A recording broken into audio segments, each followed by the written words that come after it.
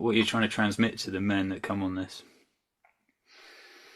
Um, well, I'll start with I'm going to butcher this, but it's a quote from Stephen Jenkinson where somebody asks him what he thinks about vulnerability, and he says, "I don't really covet it." Mm. He says something along the lines of, "If you're good at talking about what's going on for you, it kind of betrays the idea that you're being vulnerable."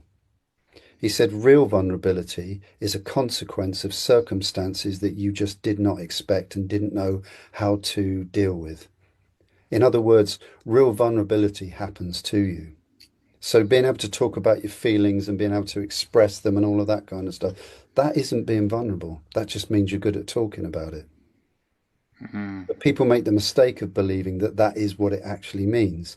But I think that what we're trying to achieve here is we're trying to help men to see that this concept of vulnerability is very feminine. It's not a masculine way of being.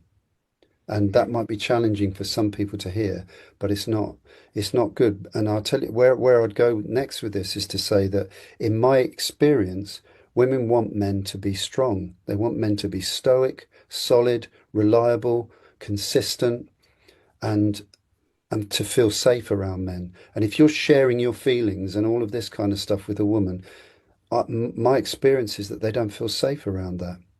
And it's also not very sexy because you end Mm. up reminding her of herself. So it kind of breaks the dynamic between the man and the woman. And Mm. I think men are being encouraged to think like women, and I don't think it's healthy for us.